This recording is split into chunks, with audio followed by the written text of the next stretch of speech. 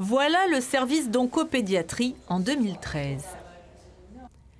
Voici le même aujourd'hui, après rafraîchissement du sol au plafond. Un coup de jeune qui n'est pas pour déplaire au personnel soignant. C'est vrai qu'avant, les couleurs étaient un petit peu ternes. Là, on a beaucoup de couleurs et puis chaque chambre a sa couleur, son identité. Donc c'est vrai que les enfants, ils apprécient ça aussi en fait.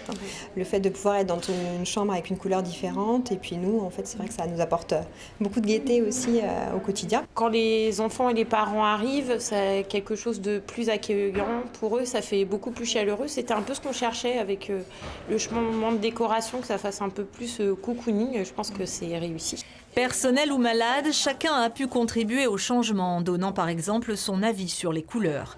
Pour les finitions, la Ligue et l'hôpital ont fait appel à des étudiants créatifs.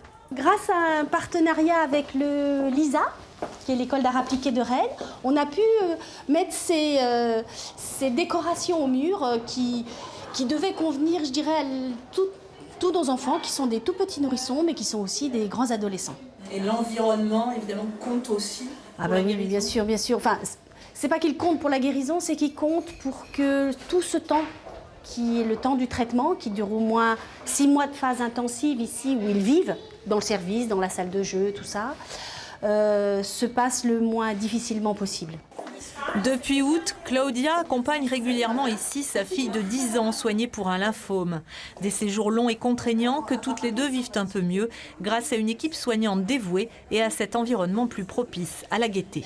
Il y a des choses très importantes à prendre en compte pour pouvoir accompagner un enfant malade et à une famille malade. Et je pense que voilà, les installations jouent vraiment une partie très importante pour se sentir bien le jour au jour, parce que c'est vrai qu'on passe beaucoup de temps là.